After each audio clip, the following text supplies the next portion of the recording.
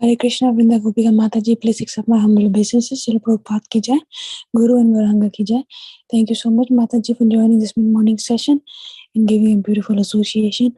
Hare Krishna. Hare Krishna Mataji, Dandvat Pranam. Please accept my humble obeisances. All praise to Srila Prabhupada and Shri Guru and Gauranga and all assembled devotees. Yashamati from Chicago. Hare Krishna, Yashamati Mataji, please accept my humble obeisances. Srila Prabhupada ki jai, Guru and Gauranga ki jai. Thank you so much for joining this mid-morning session and giving a beautiful association. Thank you for chanting so beautifully every day, Mataji. Hare Krishna. Hare Krishna.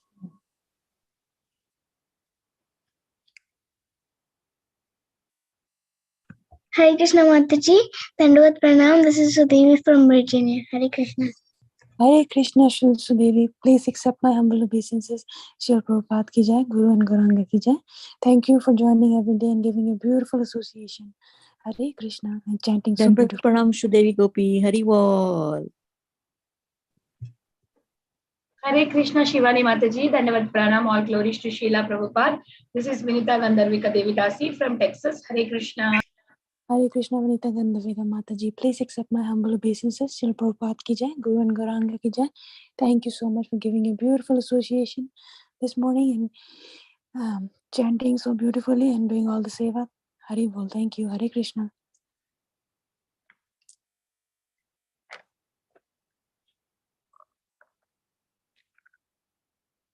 Is there anybody else who would like to announce their name?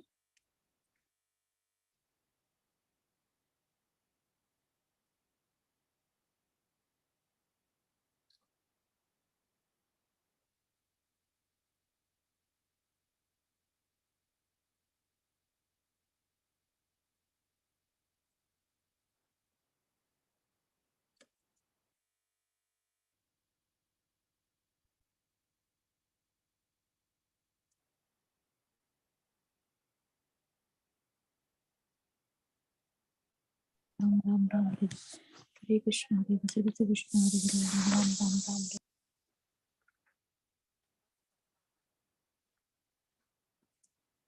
Hare Krishna, please accept my humble obeisances. Today we are very fortunate to have Her Grace Preethi Vilasini Mataji. Mataji will be enlightening us on Sri Chaitanya Bhagavata Khanda 8.7 to 8.24.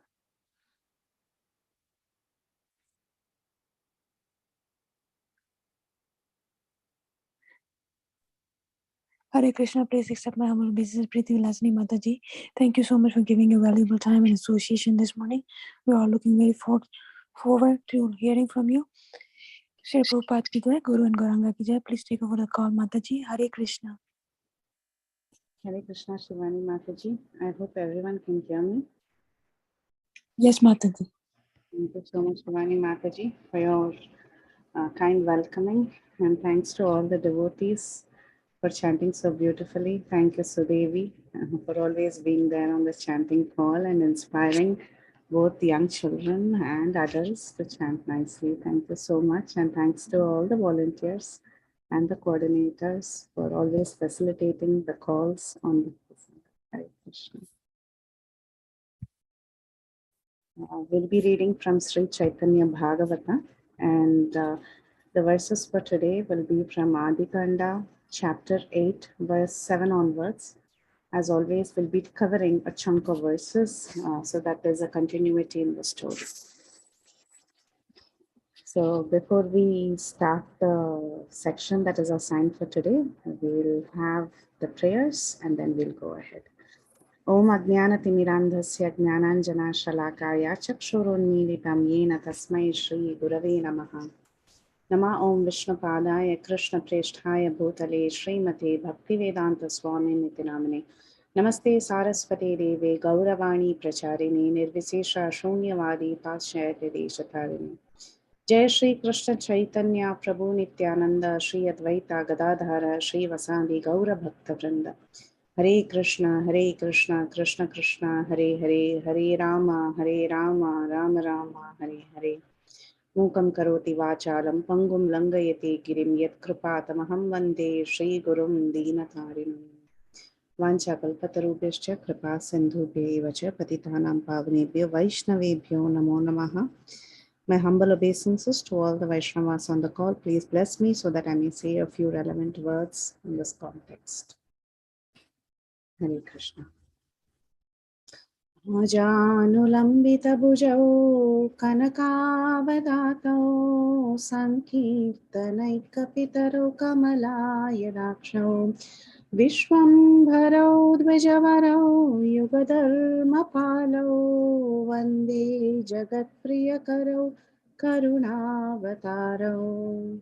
I offer my respectful obeisances unto the two fathers of the Sankirtan movement, whose long arms reach to their knees, who are splendid like gold, whose large eyes are lotus flowers, who are the maintainers of the world, the best of the Brahmanas and the protectors of the Yuga Dharma, the religion of this age, who can bring happiness to the people of the world and who have come to this place because they are very merciful. Jayati Jayati Deva Krishna Chaitanya Chandro Jayati Jayati Kirti Stasya Nitya Pavitra Jayati Jayati Bhritya Stasya Vishveshwamurtir Jayati Jayati Nitya Tasya Sarva Priyanam. All glory unto the Supreme Personality of Godhead, Sri Krishna Chaitanya Chandra. Glory, glory to his eternal pure fame, his excellences. Glory, glory to the servant of him, the master of the worlds. Glory, glory to the dancing of his dear devotees. Hare Krishna. So, reading from Sri Chaitanya Bhagavata.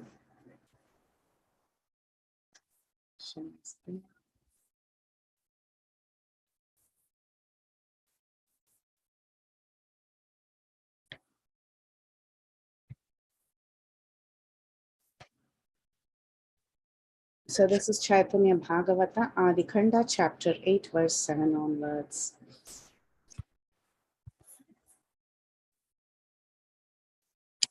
Mata Gaurachandra Balya Rase Bola Yajna Upavitera Kala Ashiya Miliya.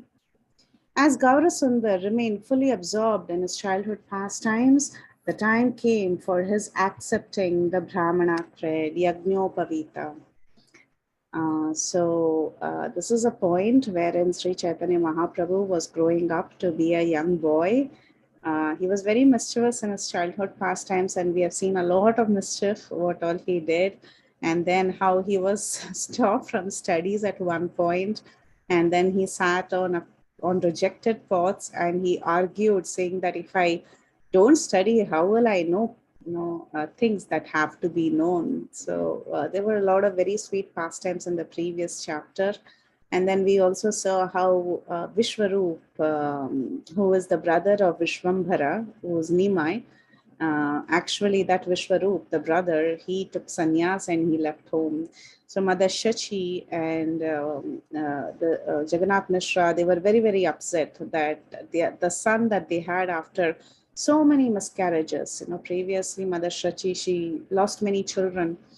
And finally, she had Vishwarup, but that Vishwarup, the older son, he actually took sannyas. So the parents were devastated, but then they had to reconcile and they had to console themselves that, ultimately everything is the plan of Krishna. So now we have the second son, Nimai, who's Chaitanya Mahaprabhu, who's growing up very nicely. And we saw several of his childhood pastimes. And now it was time for him to accept the Brahmana creed.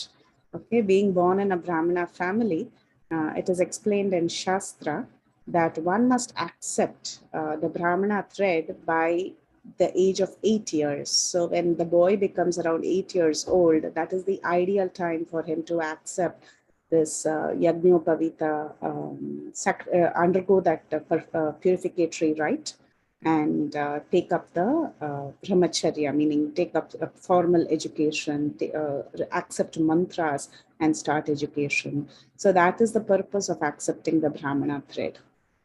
Okay, now it is very interesting that Srila Bhakti Siddhanta Saraswati Thakur, he makes some very, very crucial, important points that is applicable for each one of us today.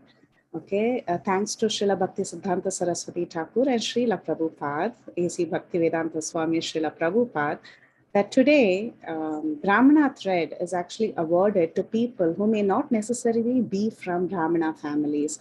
If they have shown the potential and qualities of a Brahmana, they are awarded this thread, and by a suitable reformatory process or a purificatory process. So that is what Srila Bhakti Siddhanta Saraswati Thakur very clearly writes in this purport. So he created a revolution which was not so prevalent before. Okay, awarding Brahmana threads, even to people who might not necessarily be born in a Brahmana family. So how does he support this, that the tradition that he actually introduced? So that is very clearly seen in this purport. So Srila Bhakti Siddhanta Saraswati Thakur Prabhupada, he says, actually, in the Shastras and the Vedas, it is said, Ashtavarsham Brahmananam Upaniyata. That means the son of a Brahmana, when he becomes 8 years old, he should be awarded the Brahmana thread. Now, when it says son of a Brahmana must be awarded, it means that anyone who has the potential of becoming a Brahmana in the future can also be awarded. So how does he substantiate this statement? He uses another statement from Srimad Bhagavatam that says, Griharti Sadrisham Bharyam Udvahet. That means one who desires to establish a family life should marry a wife of his own caste. So in this statement, it's a comparative statement. So there are two statements. This is a little bit of Sanskrit grammar and usage, but I'll try to make it as simple as possible so that you can understand how even the Shastras, they also authorize this process that was taken up by Bhakti Siddhanta Saraswati, by Srila Prabhupada and all our Guru Vargas, okay, of awarding Brahmana thread to a person who may not be born in a traditional Brahmana family. So how did they do that? So here is one case which Bhakti Siddhanta Saraswati Thakur talks about. He gives the statement from the Vedas, Ashtavarsham Brahmananam Upaniyata. That means a Brahmana should, at the age of 8 years old, he can undergo this purificatory rite called as Upaniyam, which is our thread ceremony. So how does he say that this can indicate not only a Brahmana who's born in a Brahmin family, but anyone who has a potential to be a Brahmana? How does he, prove that? He uses another statement from the Srimad Bhagavatam that says that if a person has a desire to get married, he can accept a wife in the future in his own caste. So that statement is Sadrishim Bharyam Udvahet. Now, in the statement, Sadrishim Bharyam Udvayet, it doesn't mean that the person is already married, right? If you look at the statement, it says if he wants to marry. So at this point in time, this person is not married. In the future, he's going to get married and he can accept such a wife. That is the statement of the Srimad Bhagavatam. So similarly, he draws a parallel that when the Veda says Ashtavarsham Brahmananam Upaniyata, he may not necessarily be of any Brahmanical background. But if there is suitable purificatory rite, such a person can also become a Brahmana. So he draws parallel from another statement. He compares that and he says the Shastras enjoin that anyone who desires to become a Brahmana, who has the potential to become a Brahmana, can become a future Brahmana by purificatory rites. Okay. So you all know there is a very famous statement that talks about how one becomes a Brahmana. Again, this is from the Manusmriti. It says Janmana Jayate Shudra Samskara Dvija Uchyate Vedabhyasa Bhavati Vipra Brahmana Janati Brahmana. So Brahman Janati iti Brahmana. So what does the statement say? It says that by birth everyone is a Shudra. Nobody is a Brahmana by birth. The first premise that one must always keep in mind is that by birth nobody becomes a Brahmana. By birth everyone is a Shudra. Nobody is clean. Nobody is got great qualifications by birth. But then what happens? Samskara dvija uchyate. by performing samskara. Samskara means a purificatory rite, like giving the yajnopavitam or any sort of samskaras, like from child, when the child is formed in the womb, there is garbhadana samskara. It's a purificatory rite, right? So like that, by samskaras, one becomes a dvija. Dvija means what? Does anyone want to take a guess so that we can have it a little interactive? Second born. Second born, yes, second born. Dvija is you're taking birth again by a purificatory rite. So when the samskara is done, like when you're given the Brahmana Diksha, what happens? You only become a Dvija. Have you become a Brahmana? Not yet. Okay. So you have only become a Dvija. So Dvija is twice born. It's interesting that Sanskrit is very beautiful. Dvija can mean multiple things, and depending on context, we should understand what Dvija is. Like Dvija is a Brahmana in one sense because he's twice born. Sometimes even Kshatriyas can be Dvija because they also sometimes receive the thread when they go for their education. Some other things is like birds can be called Dvija because they take birth twice, meaning first the egg is formed and then the bird comes out. So the bird is also Dvija. The teeth is also Dvija because the teeth, you first have milk teeth and then you get permanent teeth. So depending on context, we should understand what Dvija is. Now, what happened? Just by purificatory, right? Did you become a Brahmana? No, you only became a Dvija. You just became a twice born. Okay. Then what do you do after getting your Brahmanical, thread and initiation? You have to study. You have to study Veda Adhyaya. Adhyaya is very important. Right? So when you start reading scriptures, do you become a Brahmana? They say, oh, if you have Brahmanical qualities, you can read scriptures very nicely. All that is fine. But did you really become a Brahmana by reading scriptures? By becoming a scholar? No, you're just called a scholar. You're just called a Vipra. Okay, so that is the next stage. So just stopping with Dvija doesn't make you a Brahmana just by taking rites. Secondly, just by studying scriptures and becoming an expert scholar doesn't make you a Brahmana. You're still not there. When do you become a Brahmana? Brahmajanati iti Brahmana. That means when you inquire into the Supreme and understand who the Supreme Truth, Absolute Truth is in reality. I mean, if you really understand who the Supreme Absolute Truth is, by the mercy of the spiritual master, then you're called as a Brahmana. So, Bhaktisiddhanta Saraswati Thakur, here he says, anyone who has the potential, who desires to know Brahman, to know the Supreme Absolute Truth, to understand who Krishna is and develop a relationship with him, he has the potential to become a Brahmana, means he can undergo this purificatory rite. So that's how in our ISKCON and even at the time of Bhaktisiddhanta Saraswati Thakur, even people who were not from traditional Brahmana families were also given the sacred thread. So it is a purificatory rite. Now, after having said all this, he continues, because these are all certain things that is very prevalent in our society, and we should be able to, if someone questions us, we should be able to quote verses from Shastra and say why we are doing certain things. So that is the whole idea of this entire commentary given by Bhaktisiddhanta Saraswati Thakur. Okay, let's see what else he says. So after saying this, he defines Dvijas as twice born. And then he says in the Vishnu Yamala, okay, it is stated, Ashuddhaha Shudra Kalpa hi Brahmanaha Kalisambhavaha Tesham Agama Margena Shuddhirna Shrota Vartma. That means Brahmanas born in the age of Kali are merely Shudras. We all know this. In the age of Kali, everyone is born a Shudra, right? You've heard the statement again and again. Srila Prabhupada has mentioned it in several places in his purports. So the Vedic path of karma is polluted and cannot purify such a person. So just by performing the activities of one's varna and ashram, one may not become purified. They can only be purified by the path of agamas and pancharatra vidhi. Okay. So from the statement, it is understood that because of lack of purity in family in the age of Kali or quarrel, one should become purified through the process of Pancharatrika initiation. Therefore, Srimad Bhagavatam states, Yasya yal lakshanam proktam pumso varnabhi yanjakam yat anyatrapi drishyeta tat tenaiva vinidrishet.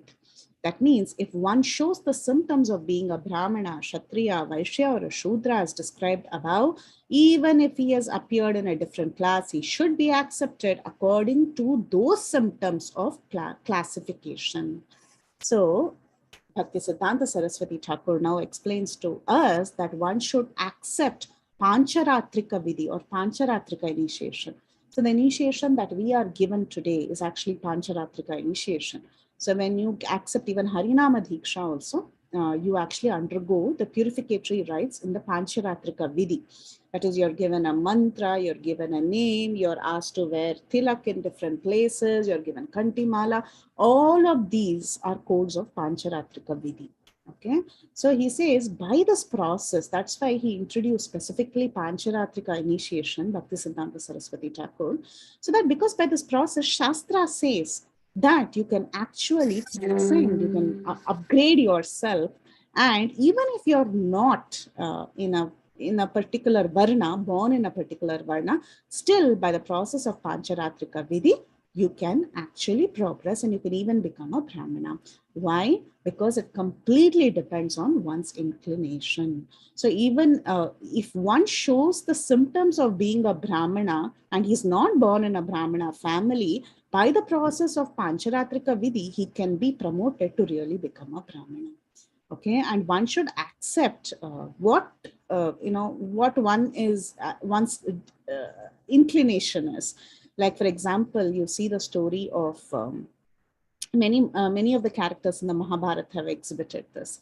For example, Dronacharya. Dronacharya was born a Brahmana, but his inclination was more of a Kshatriya. Similarly, you see Parashurama. He was also born a Brahmana, but his inclination was more of a Kshatriya.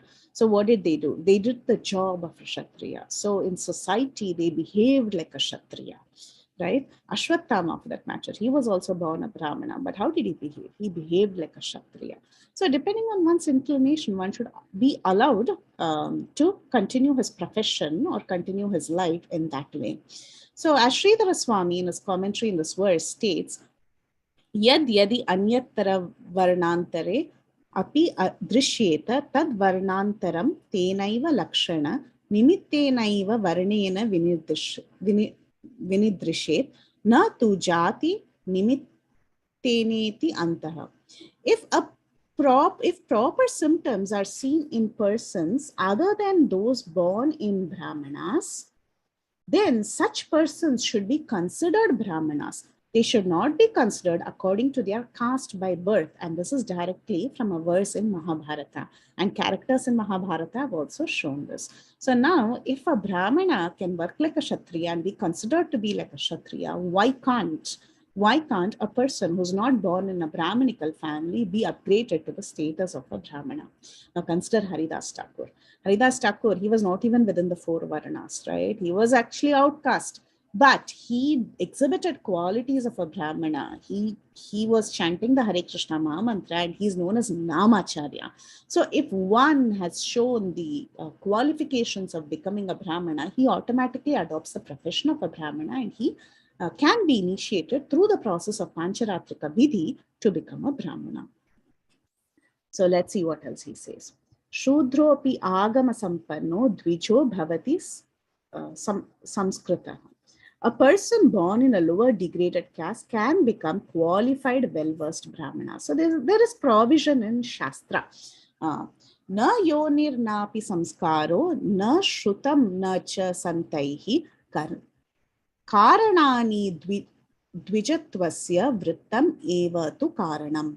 Therefore, neither the source of one's birth, nor his reformation, nor his education is the criterion for a Brahmana. The vritta or the occupation is the standard by which he is known as a Brahmana. So your inclination also, unless it comes to a point where you begin practice, still you're not considered a Brahmana. Once you begin practicing, then you're called as a Brahmana. In the Bharatvaja Samhita of the Narada Pancharatra, it is stated, Swayam Brahmani Nishkiptan Jatan Eva Hi Mantratah Vinitan Atra Putradim Samskritya Prati Bodhayet. an acharya should purify his sons and disciples by engaging him in the service of the absolute truth after initiating him with proper mantras, so that they will be purified and knowledgeable. The Hari Bhakti Vilas, part 2, quotes Tattva Sarga as follows. So first, what is he telling? You should first be initiated and you should also follow it in practice. So to be a Brahmana, what is the practice that one has to do? One has to be fixed in the service of the absolute truth. Just accepting initiation is not the end of everything. By accepting initiation, one becomes a Dvija. By practice, by engaging in devotional service, eventually one becomes a Brahmana. Okay, so what is spoken in Tattva Sagra? It says, as a bell metal, when mixed with mercury, is transformed into gold, a person, even though not golden pure, can be transformed into a Brahmana or a Dvija simply by the initiation process. That's why we all undergo initiation, so that we can eventually purify. Of course, as soon as one receives Diksha, be it either your Harinama Diksha or the Brahmana Diksha, one is not immediately purified. It takes some time, but the initiation process is very, very potent. Okay, just like how when bell metal is mixed with mercury, it transforms into a gold. Even though not golden pure, one may not be golden pure at the beginning, but still he can be transformed into a Brahmana or a Dvija simply by the initiation process, which involves the mercy of the spiritual master and taking shelter at the lotus feet of the Lord. So Sri Sanatan Goswami, he writes his commentary to the Hari Bhakti Vilas that he had compiled. So there in the commentary he says, Nrinam Sarvesham eva Dvijatvam Viprata. All human beings are eligible to become twice born Brahmanas. See, every human being is eligible by the mercy of the acharyas, by the process of Pancharatrika Vidhi, one can become a Brahmana. In the Darshini Tika of the Brihad Bhagavatamrita, he has explained the word Diksha Lakshana Dharinaha as accepting signs of initiation as follows. Some of them, even in Vaikuntha, we have seen Brihad Bhagavatamrita for those of you who have attended the series. In the Brihad Bhagavatamrita, it is very clearly explained that even in the spiritual world, it is interesting, people like to retain Varnas. Varnas for the service of the Lord. They are not retaining Varnas because they are a part of some society and they have to prove who they are. Rather, they are accepting different Varnas to serve the Lord very nicely. And what are the Lakshanas? Lakshana means that which, those are indicators, okay, indicators of being a Brahmana. So what are the Lakshana Dharana? That is, what are the Lakshanas that they have accepted? Some of the residents of Vaikuntha accepted signs of initiation and some of them accepted mantras for worshipping the Lord. They had sacred threads, water pots, asanas of kushagras, tulsi beads and various other signs. So these are the different lakshanas for initiation. In Vaishnava Pancharatrika initiation, one accepts tulsi beads, one accepts, if he is Brahmin initiated, he accepts sacred thread. So like that, depending on the level of initiation or depending on the sign, on the type of initiation, one can accept all of these different lakshanas.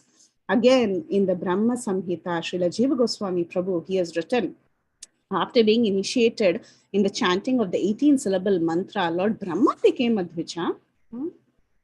So Brahma, though he was directly born from Sri Govinda Deva, who is the predominating deity of the 18-syllable mantra, when did he become a Dvija? When did he become a twice born? Only after accepting mantra. So even Brahma becomes twice born by accepting mantras. So all of us can become twice born by accepting mantras. Similarly, you see in the story of Dhruva Maharaj. When Dhruva Maharaj, he accepted mantra, he also became twice born. He also had a sacred thread and he became Brahmanical. That's how he could perform austerities and please the Supreme Lord and see the Supreme Lord face to face. So even he became a Brahmana by the process of initiation. So everyone can be initiated through the Pancharatrika process and accept a sacred thread. It is very much possible. And this process has been there since time immemorial. So Bhakti Siddhanta Saraswati Thakur is telling, I am not introducing this something new. I am quoting from various scriptures that it is possible. And not only that, even in the past, forget, what is happening today in society. Okay, people say, okay, Bhakti Siddhanta Saraswati, actually, even I said in the beginning, right? So Bhakti Siddhanta Saraswati Thakur introduced the initiation of different people, even though they may not be from Brahminical families. They were through samskara, he made everyone dvija. That's what we were speaking. But actually, Bhakti Siddhanta Saraswati Thakur, he quotes from various scriptures and he says that it is supported by scripture. Not just that, I can also give you examples. I can give you examples of different people from the past who underwent such purificatory rites and became Brahmanas. And he quotes the very first living entity, who is Brahma. So he says, even Brahma. So how can you say Brahma belonged to a Brahmana, Varna? There was no question of Varna at that time, right? So Brahma is the creator of the society or the people in this world. So where was the question of Varnas? He became a Dvija through initiation by receiving the 18-syllable mantra from Sri Govinda Deva. Not just that, even historically, when you read Purana, even Kshatriyas like Dhruva Maharaj, he also received the samskara from Narada Muni, and he performed austerities and saw the Lord face to face. So Jayatirtha Pada, so in the Madhva Sampradaya, refers to Vrishchika Tanduli Nyaya in his Tattva Prakashika commentary on the Brahma Sutras to demonstrate that Brahmanical qualities acquired by birth or by occupation are accepted. So even in the Brahma Sutras, all the acharyas, when they establish their Siddhanta, they have to write commentaries on the Brahma Sutras. So in the Tattva Prakashika commentary of the Brahma Sutras, in the Vrishchika Tanduli Nyaya, so there are different Nyayas that you read. In Sanskrit, you must have heard of Prabhupada quotes in many of his purports are different Nyayas from scripture. So there is one particular Nyaya where it says that one may accept, one may if one demonstrates the Brahminical qualities, he can actually become a Brahmana. So it says the Tattva Prakashika commentary on the Brahma Sutras 1.3.29 to demonstrate that Brahminical qualities acquired by birth or by occupation are accepted. Both are accepted. So Krishna also talks about this. Anyone wants to tell the verse about this point? In the Bhagavad Gita, Krishna also talks about this. Yeah, go ahead. That's right. Mataji, I'm asking, can you repeat the question? Oh, the question is that one may accept, it's not one can accept a varna based on qualification and inclination. Chaturvarna maya system guna karma vibhagasha guna guneshu vartanta iti matvana sajjate. Okay. The Chaturvarna maya trishta, right? Guna karma vibhagasha. So, like Mataji said, guna karma vibhagasha. So it is both qualities as well as karma activities that decides one's varna. So the same thing is also mentioned in the Brahma Sutras. So one may become a Brahmana just by his birth, maybe by his birth or even by his occupation, by the karma that he's performing. The sacred thread ceremony is meant to give one the qualification for studying the Vedas, because the Brahma Sutras state that Shudras or those without sacred thread are not eligible to hear the Vedanta. So that's why now you have, of course, Sri Chaitanya Mahaprabhu, Nimai. He was born in a Brahminical family, no doubts, but still he had to accept the sacred thread ceremony so that he becomes eligible to hear the Vedanta and continue his studies. After accepting Pancharatrika mantras and being properly initiated according to Sri Narada Pancharatra, one must observe the 10 samskaras or purificatory rites and thereafter hear the meanings of the mantras. So purificatory rite is very much important for one to hear the second initiation mantras that you receive. So that's why as a part of your second initiation, you also receive mantras. To hear that mantra, you should first become purified. So that is the point. So now our little Nimai was undergoing the sacred thread ceremony. Yajna Sutra Putrera Dibare Mishra Vara Bandhu Varga Dakiya Anila Nijaghara. For the sacred thread ceremony of his son Jagannatha Mishra invited all of his friends and relatives to his house. It was a big ceremony, of course, to celebrate it even to this day. If a boy has to get a sacred thread ceremony done, everybody is invited and it's a big festival, right? So even to this day, you can see the same culture being carried out. Paramaharishi sabe ashiyami lila yara ena yogya karaya karite lagila. Everyone happily gathered there and assisted in various ways according to their ability. Sri Gane Jaya Diya Krishna Guna Gaya Nata Gane Mridanga Sanai Vamshi Bhaya. The women chanted Krishna's glories and the musicians played mridanga, sanai and flute. Vipragane Veda Pade Bhate Raya Bara Sachi Grihe Haila Ananda Avatara. The Brahmanas recited the Vedas and the professional blessers chanted prayers. Thus, Shachi Devi's house appeared as the incarnation of ecstasy. Ananda Avatar. So the house itself appeared like Ananda Avatara. That means happiness personified had appeared in the house. So the marketplace of happiness appeared in the house of Shachi Devi. Yajna Sutra Dhari Bena Shri Gaura Sundara Shobha Yoga Sakala Aila Sachigara.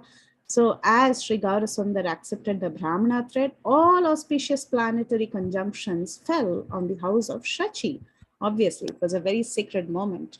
Shubha Mase Shubha Dine Shubha Kshana Dhari Dari Lena Yajna Sutra Gauranga Sri Hari. The month, the day, and the moment were all auspicious as Sri Gaurahari accepted the Brahmana thread. So Shubhamase, Shubhadhine, Shubhakshana, everything was perfect when the Yajna Sutra was accepted by Sri Gaurahari. Shobila Shri Ange Yajna Sutra Manohara Sukshma Rupe Sheshava Vedila Kyekalevara. So nice. So the enchanting thread, beautified the body of the Lord as if Ananta Sesha surrounded the body in a subtle form. Shobila Shri Ange. So the beautiful Sri Anga of Sri Gaura Sundar became beautified by the Yajna Sutra. It was looking very enchanting to the heart, Manohara. And Sukshma Rupa Sesha. That means in a very subtle form, Sesha, who serves the Lord always, he actually covered the body of the Lord, Kalevara. He covers the body of the Lord in a subtle form as the sacred thread. So you all know that Sesha is not different from Balaram. And in the spiritual world, Sesha or Balaram, depending on the location in the spiritual world, they all serve the Lord in various ways. How do they serve the Lord? They assume various forms. How does he serve the Lord? He assumes various forms like the umbrella, the slippers, bedding, pillow, garments, resting chair, residence, sacred thread and throne. So if you remember this, this Lord Sesha, he is continuously engaged in the service of Krishna. And one of the things that he automatically becomes is the sacred thread that Krishna, wears.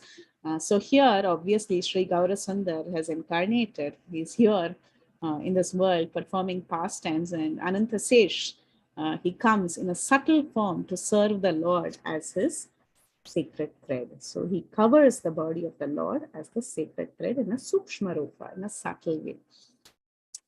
Haila Vamana Rupa Prabhu Gaurachandra Dekite Sabara Bade Paramananda. Everyone was most pleased to see how Lord Gaurachandra resembled Vamana Dev. So Vamana, of course, as you read these verses, you should be able to make a connection to Srimad Bhagavatam.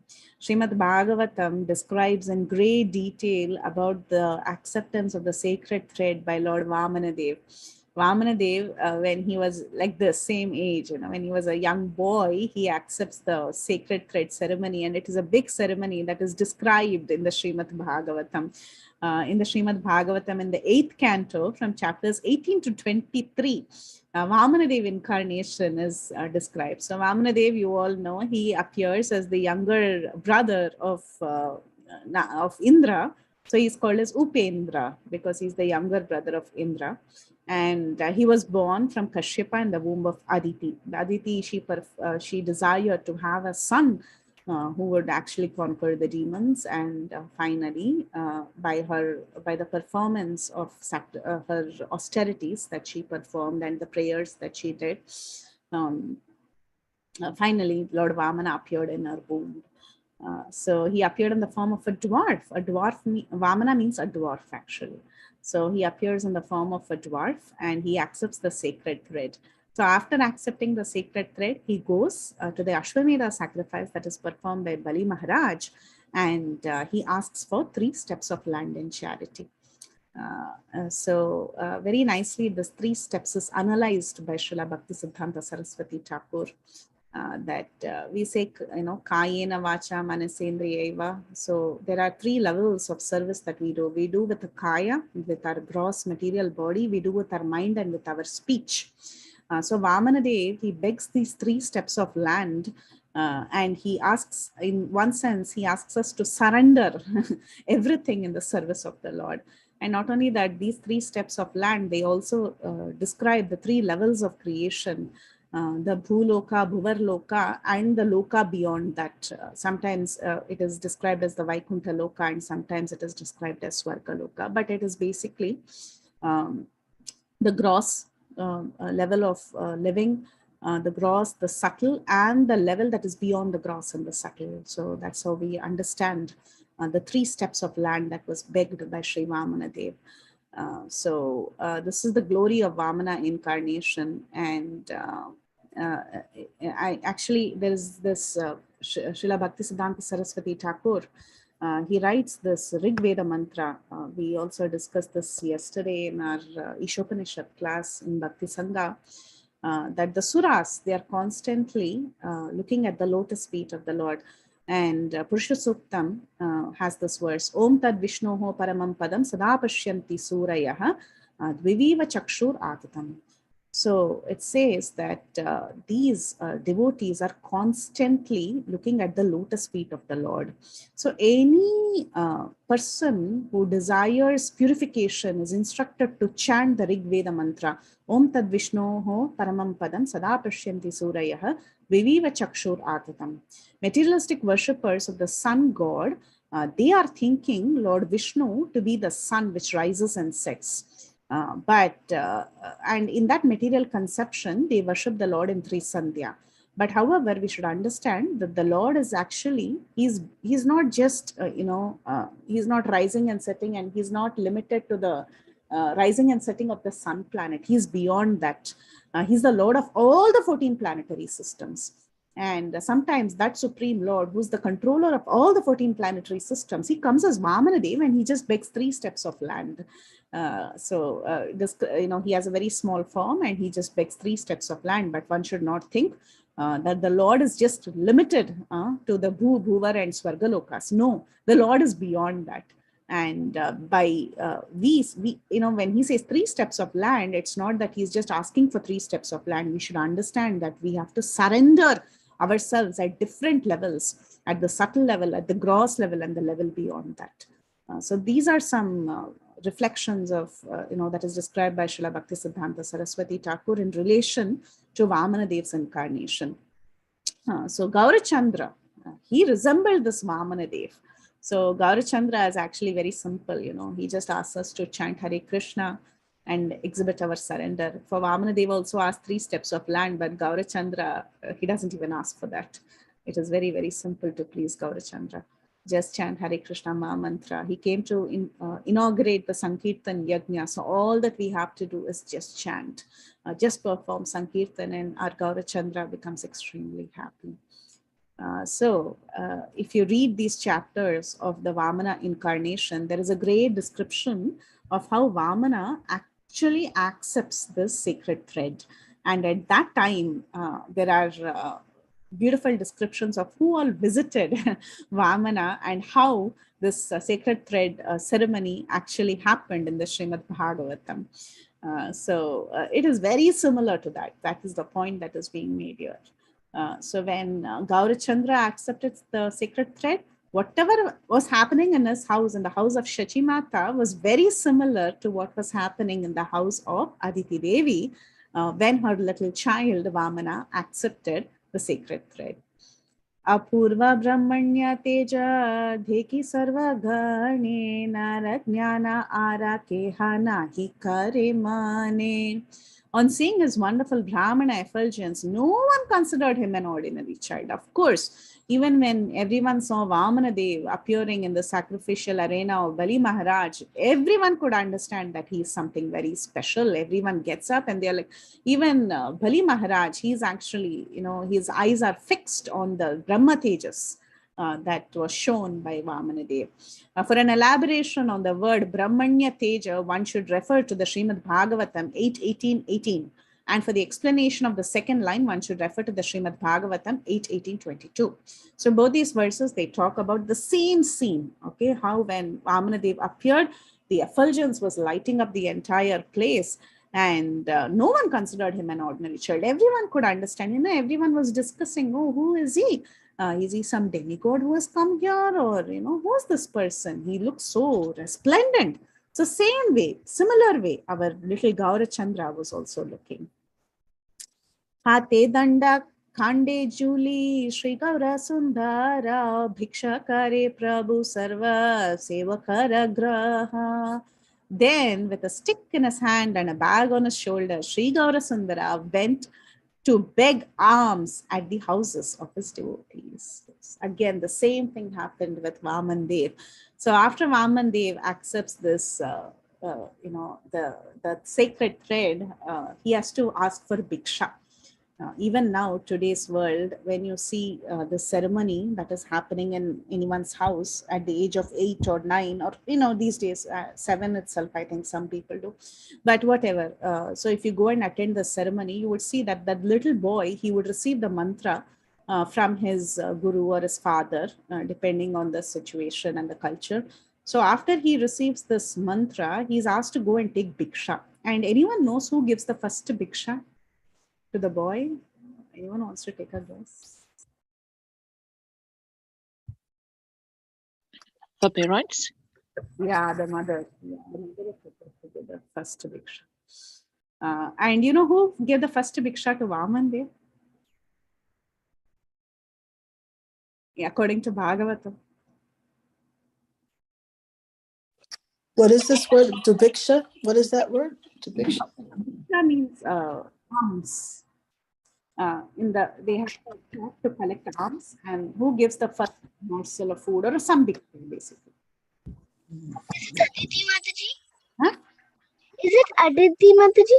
It should have been Aditi, but the mother of the universe, someone else gave. It should have technically been Aditi. That is correct. Technically, if a boy is taking Diksha after the Yajnapavitam, he is supposed to get it from his mother. But who gave for Vamana Dev? Bhumi Devi? Huh? Bhumi Devi? That would have been nice, yeah. It's described. Mataji, I remember all the devatas gives different gifts, but I don't remember who gave the first. Yeah, so the clue is there. It is the mother of this universe. Of course, it could have been Bhumi Devi, but not really Bhumi Devi, because Bhumi Devi plays the role of his life. Durga Devi? Uma Devi. Uma Devi, correct. Uma Devi. Okay. Uma Devi. She's the one who actually gives the first Diksha. It's very beautiful. Please read that chapter in Srimad Bhagavatam. It's very meditative. About how Vamana Dev accepts his sacred thread and who all visit him, what are the gifts he gets and how he is. It's a very, very interesting chapter, very similar to this chapter that we are reading. Yeah. So let's see what happened. Then with a stick in his hand and a bag on his shoulder, Sri Gaurasundar went to beg alms at the house of his devotees. At the time of the sacred thread ceremony, the brahmachari should recite the Gayatri mantra before the acharya. So whoever gives him the diksha, the acharya, and he should accept a sacred thread, a belt made of straw, kaupina, and deerskin garments, a danda, a water pot, a ring of kusha grass, that is called as the pavitram. When a boy gets initiated, first he is given the ring of kusha grass to perform sacrifices. Not sacrifice, sorry. He's just for purification. Sorry for that.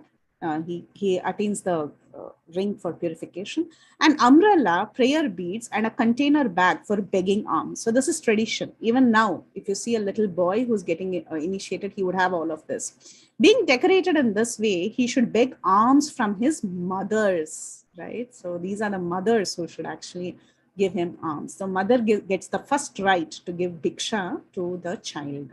The sacred thread ceremony of Sri Gaurasundar was properly performed just like the ceremony of Sri Vamanadev as described in the Srimad Bhagavatam 8.18, 14 through 17. Please read those verses, or I can also actually pull up those verses.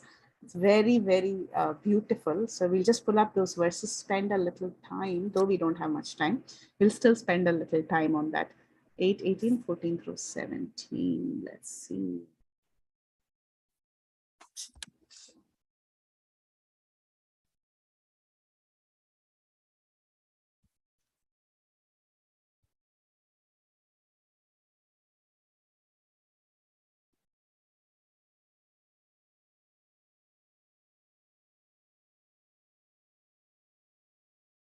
Here we go. The sacred thread ceremony of Vaman Dev, the sun, at the sacred thread of Vaman Dev, the sun god personally uttered the Gayatri mantra. So he receives Gayatri from the sun god.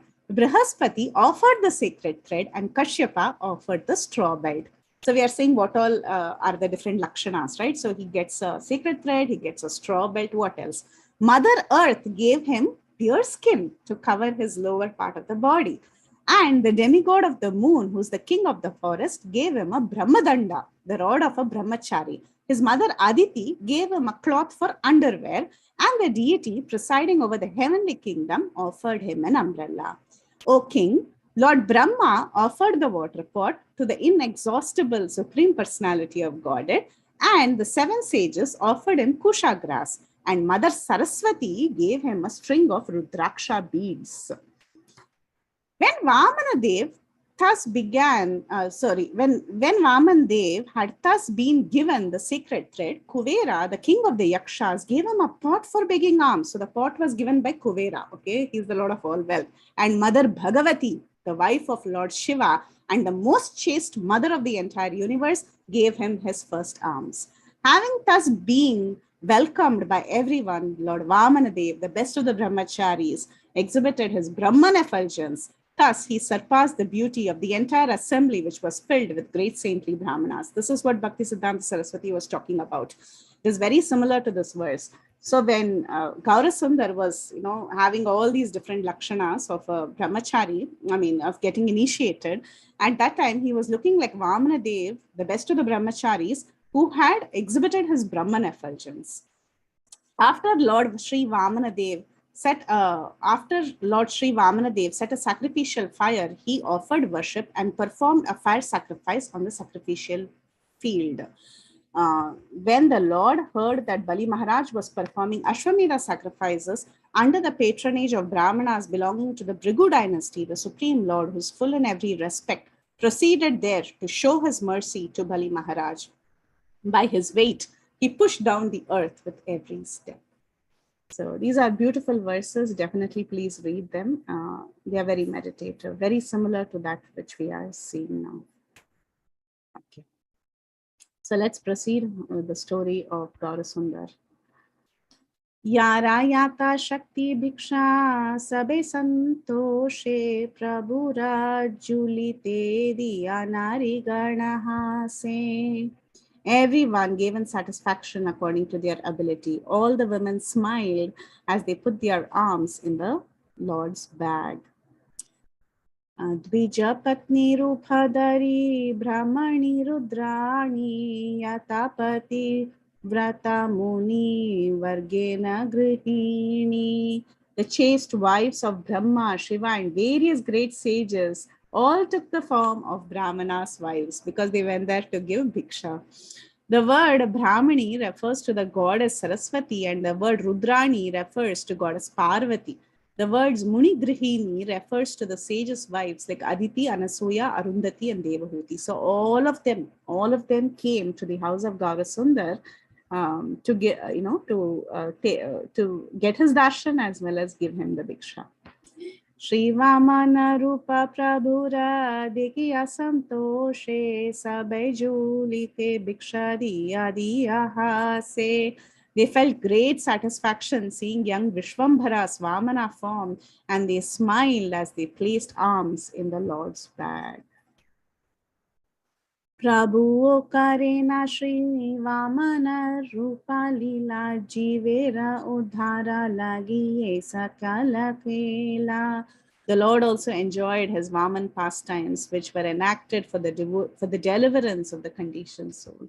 So we see that Lord Gaurasundar, he exhibited the different pastimes of all the other incarnations as well. So now he was exhibiting the pastimes of Vamanadev. Jaya Jaya Shri Vamana Rupa Gaura Chandra Dana Deha Hridaye Tomara Pada Dvanda Dvandva. All glories to Sri Gaurasundar, who accepted the form of Lord Vaman. Please donate your lotus feet in charity to my heart. So it's interesting that the devotees in charity, what do we give? We give our mind, body, speech, everything in surrender to the Lord. And what do we ask the Lord? We ask the charity of giving his lotus feet so that we can carry his lotus feet in our heart. The second line of this verse means, O Gaurasundar, I pray that you manifest the lotus feet of your Vamana form in my heart. In this regard, one may refer to the complete surrender of Bali Maharaj recorded in the Srimad Bhagavatam 8th canto of chapter 22. Bali Maharaj is celebrated for what? Atma Nivedanam. He surrendered everything unto the lotus feet of the Lord. And in return, what did he get? He got the Lord's lotus feet in his heart, right? So the Lord stood as his gatekeeper, always protecting him. Yeshune prabhura yajna sutrena grahana se paya chaitanya chandra charana sharana. Whoever hears the topics of the Lord's accepting a Brahmana thread certainly attains the shelter of Chaitanya's lotus feet. So, I pray that everyone, each one of us, we all get Lord Chaitanya's lotus feet in our heart. So this is the Palashruti of this entire section. If we have all heard nicely the topics of the Lord's accepting the Brahmana thread, we will get the shelter of Sri Chaitanya's lotus feet. He namate Vaikunta Nayaka Sachika He Vedera Niguda Nana Mata Krida Pare. In this way, the Lord of Vaikunta, he enjoyed in the house of Shachi various pastimes that are unknown to the Vedas. So Lord Gaurasundar is not openly discussed in the Vedas. He's Channavatara, he's covered, but he enjoyed. He came to the house of Shachi Devi and he enjoys the various pastimes of the same Lord of Vaikunta. Whatever pastimes the Lord of Vaikunta has performed, all those pastimes our Gaurachandra has exhibited and he has enjoyed. Sri Gaura Narayan, he is the Lord of Vaikunta and he's a genius in all scriptures and the source of all opulence of knowledge. Nevertheless, acting like an ordinary person, he rejected the foolish considerations of the material scholars and glorified the expert considerations of the learned devotees by manifesting a desire to study grammar, just as how Krishna studied under Sandipani. So the whole idea of accepting the sacred thread and undergoing this reformatory process was to begin his education, study of grammar, right? Now he is the source of everything. Vedescha sarvaira hameva vedya vedanta krit veda videva chaham. that Supreme Lord, he desired to study what? Grammar in a school, just like how Krishna went and accepted Sandipani Muni as a spiritual master and underwent formal education. To set an example to this world, our little Gaurachandra, after accepting the sacred thread ceremony, he went to school to study. So these are the verses that we have to cover today, and we are well within time. So any questions, comments, realizations, or corrections, please go ahead. Hare Krishna. Hare Krishna, Mataji, please accept my humble obeisances. Thank you so much for explaining all the verses so beautifully and very nice examples. You explained very nicely about the Brahman thread, that at the age of 8 this ceremony takes place. And you also spoke about the Panchtattva Vidhi. One is not born as Brahman, but by this Vidhi ceremony, one can become a Brahman, accepting the Brahman thread. You also gave very nice examples of Brahman and Dhruv Maharaj. They also accepted the thread by Narad Muni. Thank you so much. Hare Krishna, dear devotees. If you have any questions or realizations, please go ahead at this time. Thank you, Shivani Mataji. Hare Krishna, Preethi Vilasini Mataji, Dandavat Pranam, all glory to Srila Prabhupada. Thank you so much, Mataji. Very detailed explanation of how the thread ceremony of Nimai had happened, and that I really did not think of this way. Like if the Brahman thread ceremony happens, but it is a dvija, but it's not the dvija of like when you accept the spiritual master. It's you were saying the difference between both, right, Mataji? That really, first time I am thinking in that perspective. It was very, very nice, Mataji. Thank you so much. And also, thank you so much for pulling up the verses from Vamana Dev and reading all these verses. Because when we were teaching to the kids, we were asking them which Lord gave what, all that multiple questions we put, and we did that. But now I don't even remember what exactly had happened. Thank you so much for pulling up those verses, Mataji. Damodar kids are better than me. They would have answered all of this. Thank you, Mataji. On the call, right? She almost answered it. Yeah. And also, Mataji, sorry for saying the verse wrong. I got confused. Fine. I was only looking for the first part. Yeah. Okay. Sorry, Mataji, for that, for pronouncing wrong sloka. And thank you so much, Mataji, for beautiful class. And that point also I really like, where you were telling that how Aditi Mata was seeing all the things in Vamana Dev the same way Nimai also Sachi Mata was seeing. That's what you told, right, Mataji? Did I understood wrong? So that was very nice composition of Vamana Dev and Nimai. It is very, very nice, Mataji. Thank you, Mataji, for beauty. And I have a question. So, Mataji, this what is the difference between Akshara Vyasa and Brahman thread? You said after this you get to go for study, right? After Brahman thread, that's what you were telling, right? The Vedanta, one can study Vedanta. Aksharabhyas is just starting, regular education, I think. I don't know exactly, but only after one receives the Brahmanical thread, one can actually hear the Vedanta. Vedanta study begins after Brahmanical thread. Yeah. Okay. Thank you, Mataji. Hare Krishna. Parima Mataji. Hare Krishna Mataji, thank you for such a wonderfully enlightening class. It was so good to hear about the Brahminical initiations and the pastime of Mahaprabhu. Mataji, I had like a couple of questions which just came to my mind.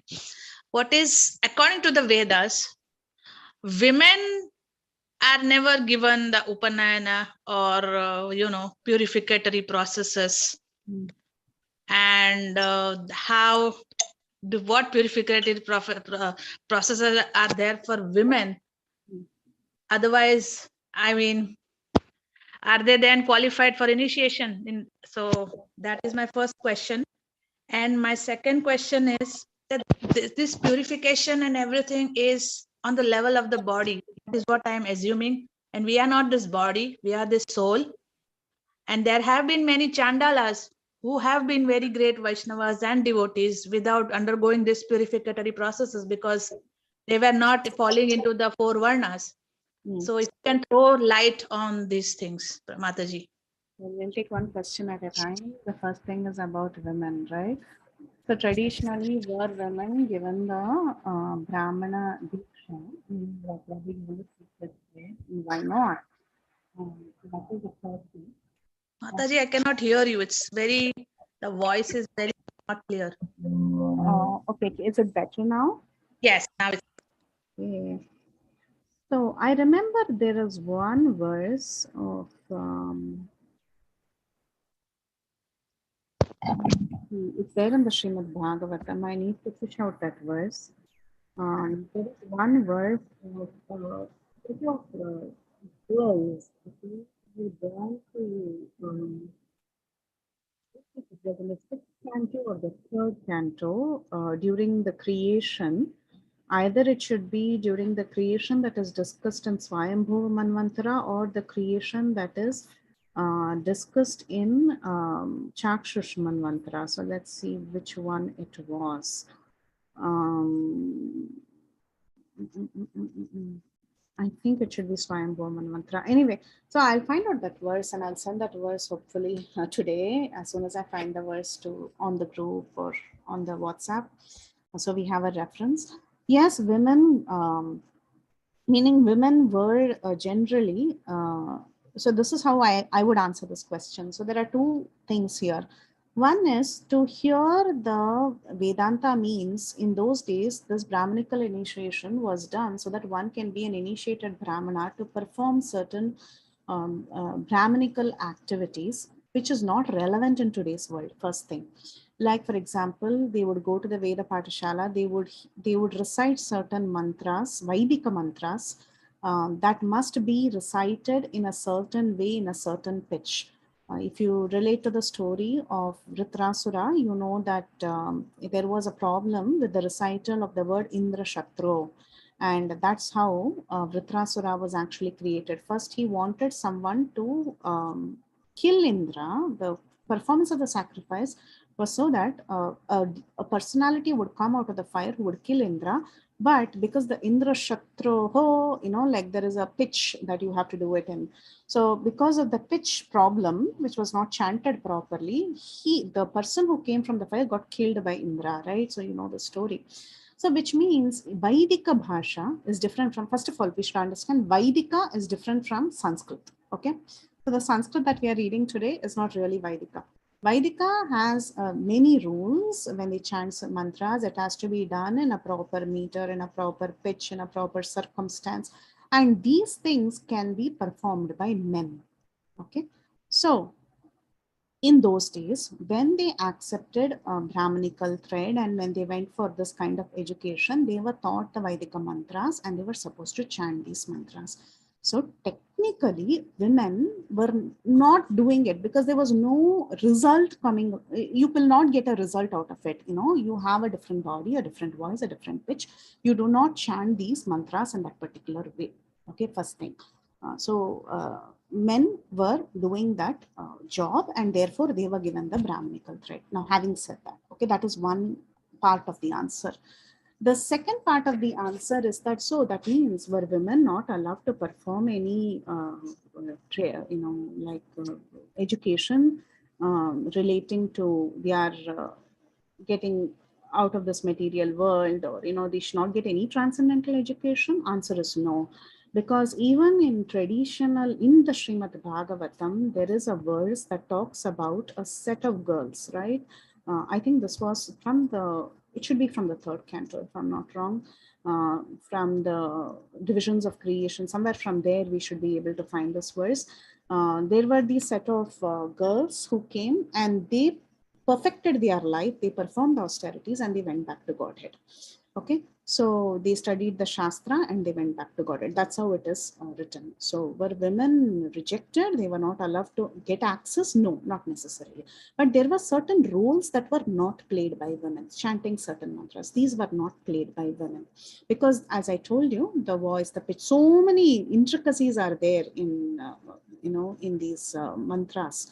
So certain mantras women would not chant because that was not their role. But were they rejected? No, they were allowed to practice certain things. They would perform. Like, for example, think about the story of Vedavati, right? She practiced austerities to accept the Supreme Lord as her husband. And then, the story of Ravana, like how she was born as Maya Sita. There is so much, So women were allowed to do many things. So they did not have to necessarily accept the sacred thread to perform those roles that men had to do by chanting certain mantras. So that is the first thing. But women were allowed to do other things. Now, the second part of the question was, how about the Chandalas who may not undergo these purificatory rites? So now in today's world, today in ISKCON, Srila Prabhupada has given Brahmana Diksha to women too. Brahmana Diksha to women is done for deity worship, for the service of the Lord, which is perfectly allowed. Okay, we do not go and chant the Vaidika mantras in a particular way, do fire sacrifice and all that. Our initiation is restricted, or rather it is for a particular purpose, which is to worship the deities and perform devotional service, which is perfectly fine. We chant the Gayatri, whoever has received, not me, but whoever has received, they chant the Gayatri within their mind, and they are allowed to get strength to perform deity worship and other activities in devotional service. So that is not at all a restriction, because for transcendental activities, men, women, there is no restriction, even according to the Srimad Bhagavatam. So now the question is, what about the Chandalas who did not have any purificatory rites? The answer is, for them also, if they have the purificatory rites, if the samskara is performed, they might be great devotees, no doubts. But according to their role, they did not do any deity worship or any of that sort. They always thought about the Lord. For example, Haridas Thakur. Haridas Thakur, what did he do? He did not even enter the temple of Jagannath Puri. He's a great devotee, no doubt. He lived outside and he chanted the Hare Krishna Nama mantra that was given to him, which is open to all. Hare Krishna mantra, anybody can chant. There is no restrictions for Nama. So he continued to chant the mantra and he stayed outside. But if he were given, for example, he didn't accept any such samskaras. But if he had accepted, then he could have gone and worshipped the deity. So Chandalas, we are not rejecting their capability. But if they undergo certain processes, they are allowed to do certain services. That's all. That is the point that is being given. So Chandalas are nothing low just because they were born a Chandala. But the point is, if they undergo purificatory, right, they are allowed to do certain services.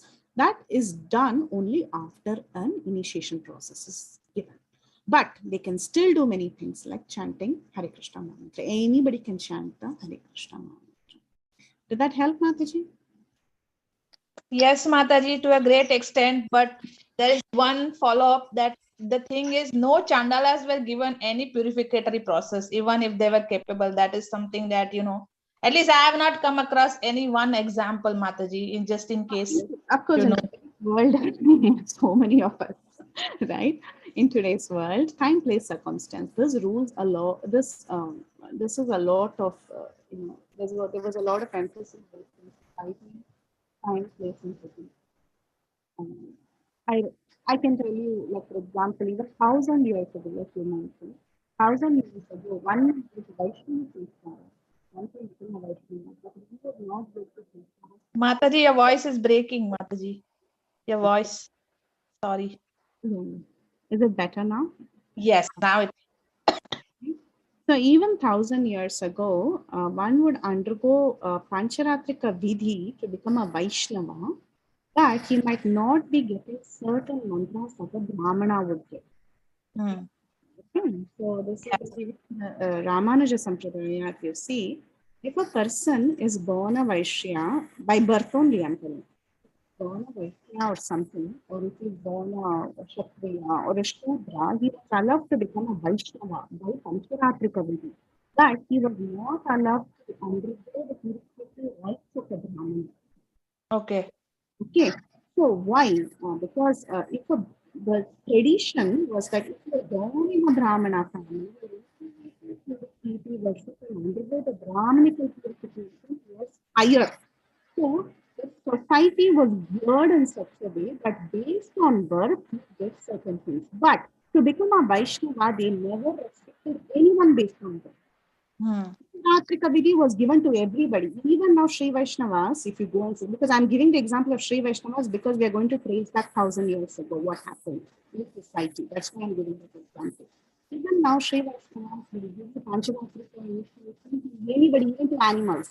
Even animals undergo Panchamatrika samskara, that animal is going to die.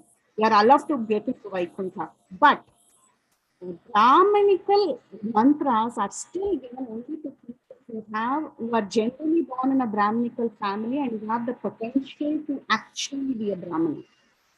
So a lot of it is society driven and it is based on time to people. Today, Srila Prabhupada has even changed that because he knows that deity worship can be performed by even others who may not even fit into the Varnashram. Okay. Yeah. So that's how it is. But nobody is rejected from becoming a Vaishnava. Everyone, the Vedanta Sutras itself is that Vaikuntha is for everybody. Every living entity is kind of for everyone has the right to get liberated and get together. Even if you can, I mean, forget everything, even if you Okay, Mataji, thank you so much again. But Mataji, again, your voice was breaking at the end, so if you speak again, you might have to change some things, some settings. Okay, Mataji, thank you. But I could recollect what you were saying. Thank you so much. Your answer was really very elaborate, and it really helps. Mataji, thank you so much. Hare Krishna and Danvat Pranams. Hare Krishna. Thank you, Mataji. Hare Krishna, Ajay Preethi Vilasini Mataji, Koti Koti Dandavat Pranam, Srila Prabhupada, Srila Gurudev ki jai, Shri Radha Gopinath ki jai. So many things clear, Mataji. I don't have any question, but in our community, they are given a janoi at the age of 7 or 8. And now when we are seeing a boy for my daughter, they said that we eat everything, take out the janoi outside. Because the kids are staying abroad and the parents are staying here, and they said cook non-veg also. So Mataji, उनके चरणों में बहुत प्रणाम कि वो सच उन्होंने सच बोला. But that is 2 or 3 Vaishnava is behaving like this. So Mataji, what is the meaning of given a janoi in at the age of 7 or 8? कितनी वो आध्यात्मिकता से माँ पापा और नाना नानी वो जनोई देते हैं अपने बेटे को, and then they take out and eat all these things. So Mataji, what is the meaning of this janoi pavitra ceremony? Mataji, please forgive me asking this question. Please forgive me. Yes, that's a good question. Not in our ISKCON temple. It's a like in our community they give a janoi thread at the age of 7 or 8. Correct. Very good question and very relevant question in today's world, because that is the reality of today's world, not only in your community, in every community, whether they are born in this community or not, or whatever, that is the reality. At the age of 7 or 8, they are given the sacred thread. They take out the sacred thread and they don't follow a single principle. First of all, they don't even go for Gurukula education, right? Are they hearing the Vedanta? No. The whole purpose of sacred thread is to go and study the Vedanta. That is why you start off with the sacred thread. You get these mantras so that you can advance in spiritual life. That is the whole purpose. But that itself is not done by anybody. Right after the sacred thread, what do? We just chant. For the sake of chanting, they chant the Gayatri. They have no idea what the Gayatri is. They just chant the Gayatri, and that too for the first few years, the child is kind of sincere. 2-3 years he chants, and then they give up everything, and they also take out the sacred thread, and everyone does what they want. So then this is no meaning. You're right. It has no meaning. That's why Srila Prabhupada today has changed the entire system. And he knows what is meaningful and what is not meaningful. And he has given it to people who are sincere practitioners. Doesn't matter whether you get it at 8 or you get it at 60 when you're getting your first initiation or your second initiation. So as long as you can be serious and use it for the right purpose, then it is meaningful. So whatever is happening in today's society after so much degradation is completely useless, completely useless. It's only a joke. Honestly, very sorry to make the statement on a forum, but it's very heartbreaking that it has only become a ritual today, and it has absolutely no meaning, absolutely no meaning. This 8-year-old getting this, nobody knows why, what he's doing. He himself doesn't know what it means, or his parents or a father who's giving the mantra has no idea of what is happening. So that's the reality of today's world. So as you said, just stick to what Srila Prabhupada has given us in ISKCON and be happy. Yeah. Mataji, just one more input on this. There are so many Brahmins, even in India, like Kashmiri Brahmins, Bengali Brahmins, Saraswat Brahmins. They eat fish and meat. They are allowed. They say we are allowed to eat fish and meat. Bengali Brahmins eat. Lord Mahaprabhu, Chaitanya Mahaprabhu was, it is Gauda Desh. Chaitanya Mahaprabhu was born there, but still Bengali Brahmins eat meat. And like they are not going to get food tomorrow, like that they eat meat. Sorry, Prataji. I don't know if I should say this, but I just wanted to, It's the reality, and that's how the society is changing. We change things to our own convenience, Mataji, human nature. All of us, for that matter, we all change things to suit our convenience. So from time to time, we need such acharyas like Srila Prabhupada to come and set right the situations in society. So with time, everything will degrade, 500, 600, 1,000 years, things are going to degrade. But we need our acharya to come and revolutionize and give us the right understanding. So that's why acharyas come from time to time. Yes, Mataji, that is right. Things are changing so drastically, and it's human nature just to accept what is convenient for us. So today, fish eating is convenient. So I introduced that to be a part of Brahminical culture, like that. Yes, you're right. Yeah, Harini Mataji. Hare Krishna, Mataji. Mataji, you mentioned that at the age of 8, in the children will receive this the Brahman thread. So they start studying the Vedanta, right? So I wanted to know, what is the Vedanta? What is it about? The Vedanta includes studies of the 4 Vedas, the Rig, Sama, Yajur, and Atharva Veda, and the cross of it, the Upanishads. So they learn the mantras, understand the meaning of the Vedanta. Oh, thank you, Mataji. Hare Krishna. Hare Krishna. Kampaklata Mataji. Hare Krishna, Mataji. Thank you so much for a wonderful class. I have a question, Mataji. Even in our culture, when the little boys don't take this, like usually they also, like Vrinda Gopika Mataji said, right, that at the age of 7, 8, they get this thread, right? And when they don't get it, and when they grow up, according to our culture also, they cannot get married, they cannot go to any place where there was a funeral or any auspicious, even inauspicious, like they cannot participate. So I know the topic has not started yet, but eventually it's going to come to me also from my parents that, you have to do it. So I was wondering, being an aspiring devotee, what should we do? I don't know if I know any lecture where Prabhupada is giving any instruction about it. Because we believe in first and second Brahman initiation, but like according to culture, cannot be a part of very auspicious activities. So what should be our mood and what should be our actions? That's a good question, Mataji, and it's a relevant question for all mothers at this point in time. I have seen one mother, she did ask permission from her spiritual master about, because there is pressure from family.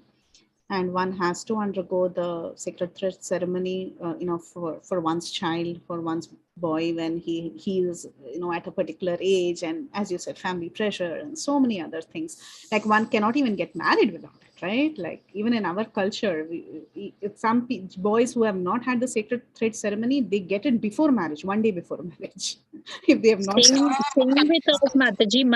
My husband also, when he came to India to marry me, it was the day before they did thread ceremony for all three brothers. Yes, that is correct.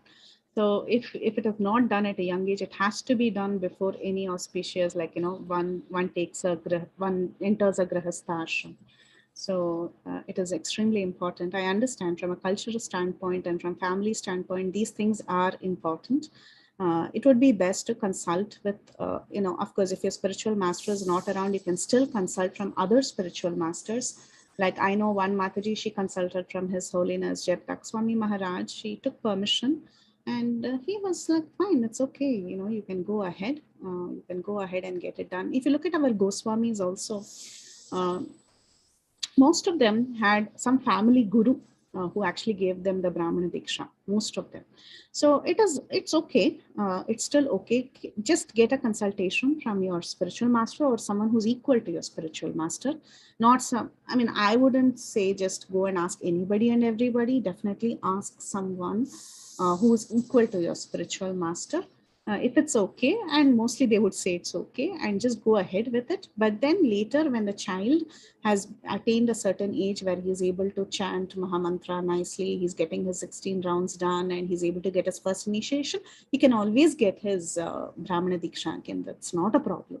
But still, it would be best to get a consultation from your spiritual master or a person who's on the same level as your spiritual master before you go ahead, because every spiritual master has a certain standard. I know some spiritual masters, they encourage it, they say it's okay. Some spiritual masters may say, I will perform a slightly different reformatory sacrifice later or whatever. It's all up to the spiritual master, Mataji.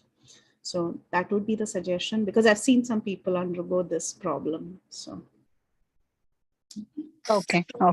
Thank you so much, Mataji. This was such a big help. So I'll keep in mind. Of course, Krishna is small right now, but when he grows up, we will have to think about this. Yes, Mataji. Mataji, I had one more question.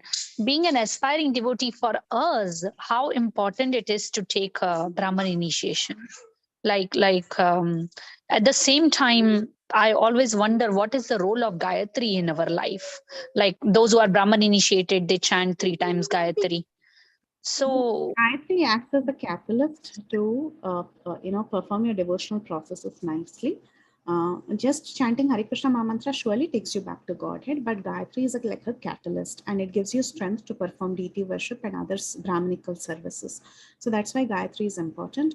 Definitely, you can aspire to get Brahman initiation. That is very nice. It enhances your bhakti at various levels. So it is not just a ritual, meaning it does give a lot of strength as you chant your Gayatri to perform various services like deity worship, cooking, whatever. It purifies you. It gives you immense purification. It also acts as a catalyst. So there are the purpose is twofold. It is highly recommended. And chanting mantras with bija mantras are actually highly recommended in our scriptures. It's highly recommended in our sampradaya also. But one should not diminish the potency of the Hare Krishna Mahamantra, because Nama soars above anything else on the Hare Krishna Mahamantra. And that is also the verdict of Brihad Bhagavatamrita. Sankirtan was the final verdict of Brihad Bhagavatamrita, though Gopakumar had the Bija Mantra with which he could attain anything. So if you read the story of Gopakumar, you'll understand the importance of both the Gayatri as well as the Harinam. Both are important. Harinam definitely is great, but also Bija Mantras, they help us to advance to a great extent. So definitely, I think you can even talk to someone who's second initiate. I am not. So I am only talking from a theoretical standpoint without realizations. But if you talk to someone who has undergone this purificatory rite and who knows the value of it, they can give you more insights. Got it, Mataji. Thank you so much. I really appreciate your help. But I did have this one more question that I know externally, yeah, maybe we might look okay, you know what, because we have taken first initiation, so we are qualified to take second initiation. But I always wonder that internally, you know, like what is our proper qualification to even take Brahman initiation? Good question. Like, because externally, yeah, I'm first initiated, then yeah, I'm eligible to second initiate. But no, I feel that deeply that is okay. If I talk about only myself, what is real my qualification? What should be my standard of platform where I feel, you know what, yes, even though I'm not qualified, but maybe I want to proceed for it. How do I know? Hare Krishna. Very, very nice question, Mataji. This question everybody should ask oneself. So one can read the Bhagavad Gita chapter that talks about the Brahmanical qualities. One can read the Bhagavad Gita, Shanti, Arjavam. So there are a list of Brahmanical qualities, right? That is mentioned in Bhagavad Gita. So unless one has the internal transformation, one should understand that one is not really qualified to become a Brahmana. To be a Brahmana is not just something external, like you mentioned. Just because I got first, I'm eligible for second. No, that is not a Brahmana. A Brahmana should develop internal qualities. There should be internal transformation. Then one becomes qualified to even accept the Diksha. So one should definitely assess oneself, try to develop Brahmanical qualities before one takes the Diksha. So nowadays it's more of a ritual. Okay, I'm going to build this temple. So I need n number of Brahmanas. So all of you go, stand in a line, get Brahmana Diksha and come back. No, that's not at all healthy for the person who's taking the Brahmana Diksha or for the person who's running the temple. That's not the point. The point is that one should aspire to develop, even if that one doesn't have, one should aspire to develop such qualities internally to live the life of a Brahmin. So a Brahmin means much more than just putting a thread around or just chanting the Gayatri. A Brahmana should, that's why, you know, in some spiritual masters, they also have this second initiation exams, which are very relevant. One should be learned in scripture, because to even, what is a Brahmin, right? A Brahmin should know what scriptures are telling. So one may say, oh, I don't have interest in scripture. We cannot say that, because unless you have the right knowledge, how are you going to sustain your devotional service? If you don't have the proper qualities, how will you be in bhakti properly? How will you be situated in bhakti properly? So one should develop internal qualities very, very strongly and get it supported by scriptures. Then one is qualified to be a Brahmana. Bhagavad Gita has answers to all our questions, how to be a Brahmana. So read those qualities and try to imbibe those qualities. You know, if not 100%, at least we can aspire. I want to develop at least a few qualities. Let me get a little more advanced before I directly, go and accept this great ceremony by which you attain so much which can enhance your purification. Yeah. So definitely, I agree to your point that just because I got first, I'm not eligible for second. I need to work a little more. Okay. Thank you so much, Mataji. That was such a wonderful answer, and I guess I'll have to sit and work on it slow by slow. Thank you. You have to work on it. Krishna will help us work through it. That is also there. It all comes down to surrender. So if we have the desire, Krishna, I want to become a Brahman. I want to develop these qualities. So ultimately, everything is not by our endeavor. The very principle of bhakti is surrender, right? So we have to surrender and depend on Krishna. Cannot hear you, Mataji. No, cannot hear you. Last 3 minutes, we could not hear you. Yeah. So unless we depend on Krishna and surrender unto him, nothing is going to happen. So the point was, yes, we also, again, I think my voice is in good. So we should also try, but at the same time, we depend on Krishna to give the clarity for us to do it. Yeah. Mataji saying we can try, but we should always depend on Krishna. Yeah. Yeah. Thank you so much, Mataji. That was such a wonderful answer. I really appreciate your help. Thank you. Thank you. Once again, I would like to thank Her Grace Preethi Vilasini Mataji for her valuable time and wonderful association today. Thank you so much, Mataji, for a very detailed and nectarian class. Hare Krishna.